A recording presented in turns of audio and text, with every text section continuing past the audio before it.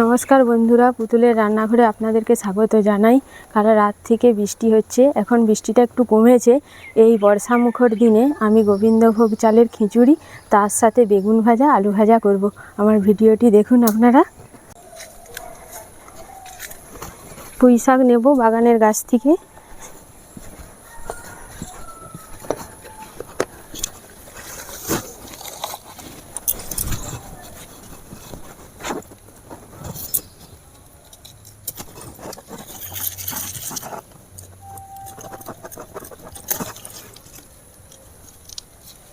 টাটকা সবজি, দেখতে কত সুন্দর, খেতেও এর স্বাদ খুব সুন্দর।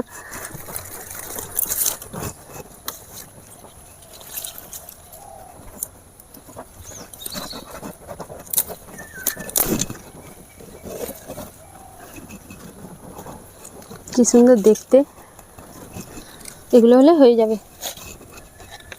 আমি এবারে রান্নাঘরে চলে যাব। বেগুন ভাজার জন্য আমি বেগুনগুলো কেটে নিয়েছি।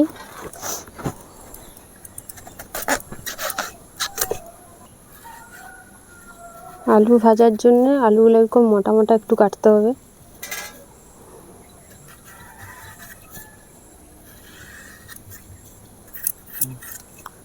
নিরামিষ খিচুড়ির সাথে বেগুন ভাজা, আলু ভাজা খেতে ভালো লাগে।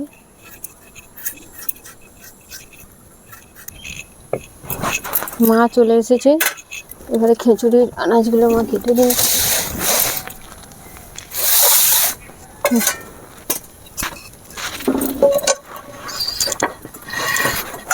নারকেলটা ফাটিয়ে দেবো।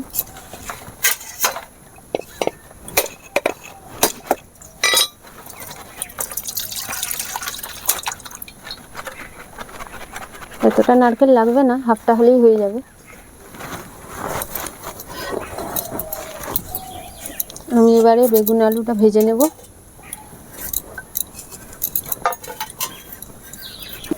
গাজর, পুঁই, আলু, বেগুন, টমেটো সব কেটে নেবো এগুলো। এই যে থালাটা কেটে রেখে রাখো, কেটে আদাটাও ছাড়িয়ে দিবেন মা। শুকনো কড়াতে আমি পোস্তটা একটু নেড়ে নেব।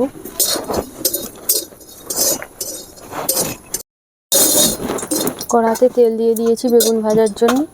এবারে পরিমাণ মতো লবণ, হলুদ মাখিয়ে নেব।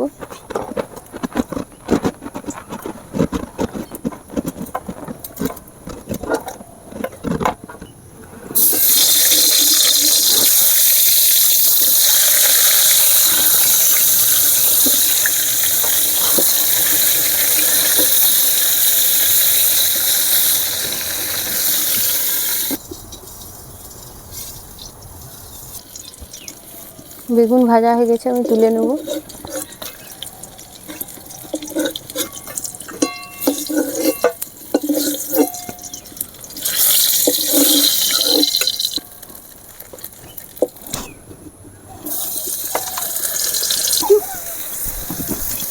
আলুগুলো ভেজে নিচ্ছি।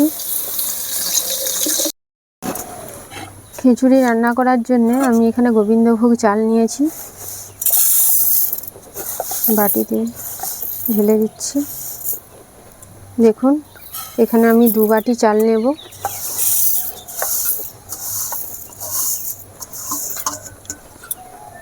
দু বাটি চাল নিয়েছি।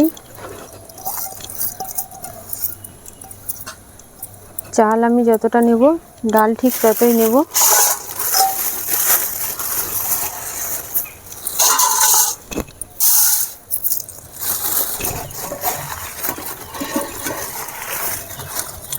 মুগ ডাল 2 বাটি নিয়েছি।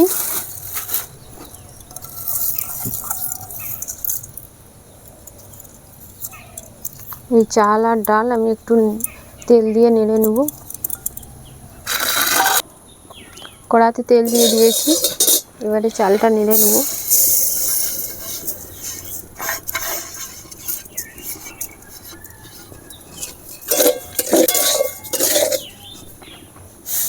এবারে ডালটা নেড়ে নেব।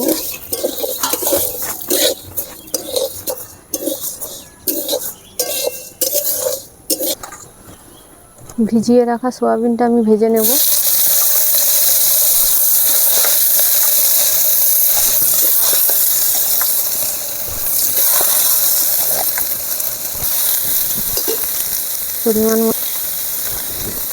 পরিমাণ মতো লবণ, হলুদ,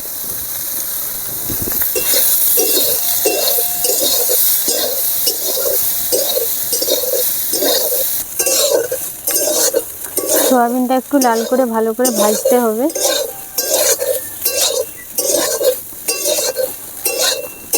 সয়াবিন ভাজা হয়ে গেছে, আমি এবারে তুলে নেব। আলুটা ভেজে নেব।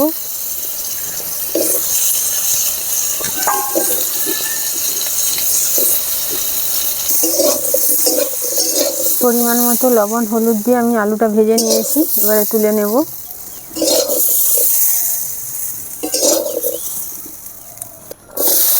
সব সবজিগুলো আমি ভেজে নেব পরিমাণ মতো লবণ হলুদ দিয়ে।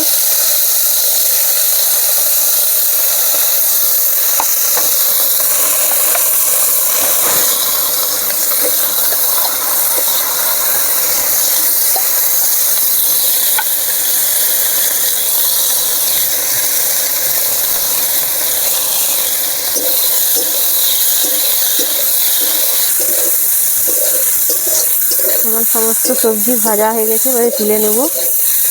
এখানে পুঁই শাক, বরবটি, গাজর দিয়েছিলাম। আপনারা চাইলে আরও সবজি দিতে পারেন। আমার বাড়িতে যা যা ছিল আমি তাই দিয়েছি।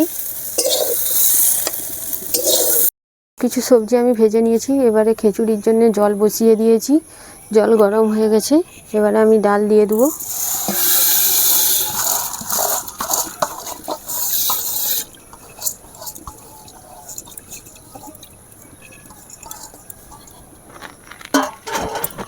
ডালে পরিমাণ মতো লবণ,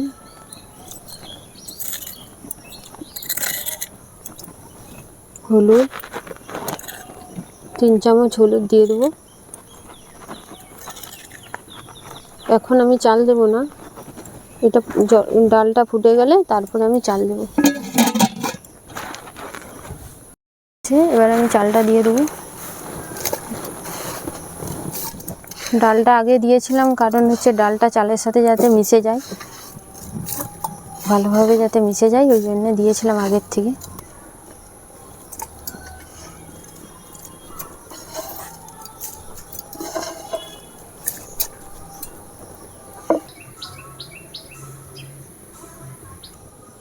খিচুড়ি হতে হতে আমি ততক্ষণ আলু ভাজা বেগুন ভাজাগুলো সাজিয়ে নেব।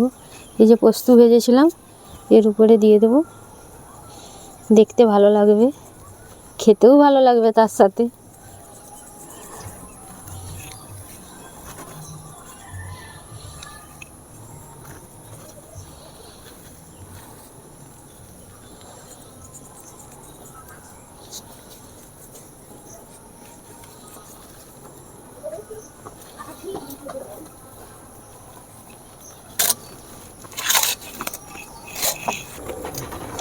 চালটা সেদ্ধ হয়েই এসছে, এবারে আমি ভেজে রাখা সবজিগুলো দিয়ে দেবো, সয়াবিনগুলো দিয়ে দেবো।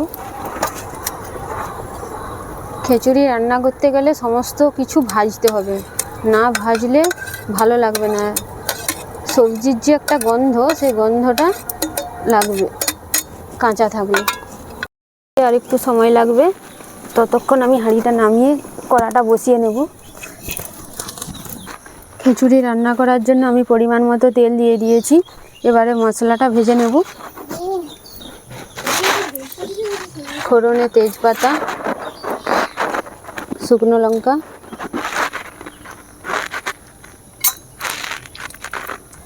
আদা জিরে বাটা,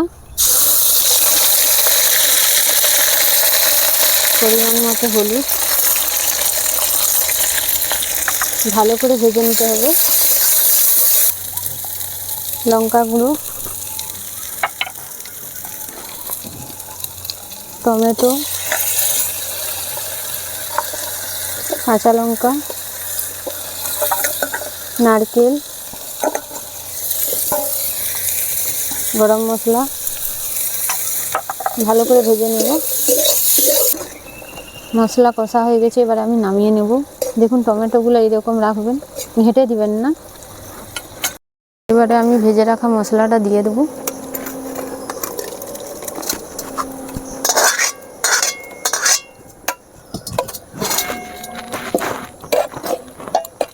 এতে পরিমাণ মতো একটু চিনি দিয়ে দেবো, 2 চামচ চিনি দিয়ে দেবো।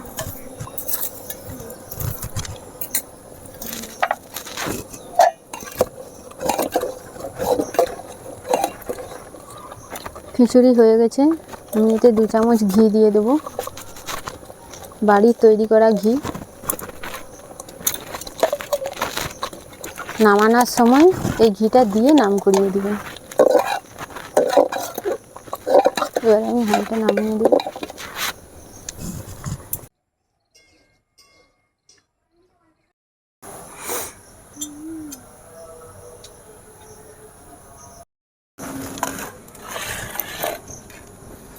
লেখা দেখ কেমন হয়েছে।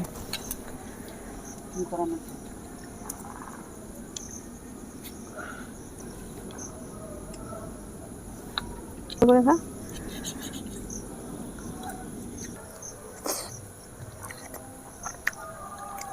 আপনারা এইভাবে বাড়িতে বানাবেন, দেখবেন স্বাদটা কত সুন্দর হয়েছে। কেমন হয়েছে? মন্দিরে যেমন প্রসাদ দেয় তেমন হয়েছে। কেমন হয়েছে?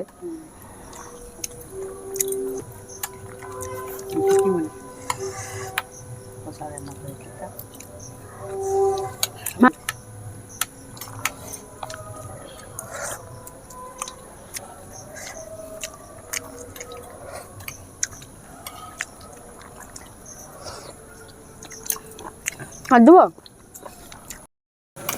নমস্কার, আজকে ভিডিওটি এখানে শেষ করছি। আমার ভিডিওটি কেমন লাগলো কমেন্ট করে জানাবেন। যদি ভালো লাগে একটি লাইক শেয়ার করে দিবেন আর আমার পেজটি ফলো করবেন।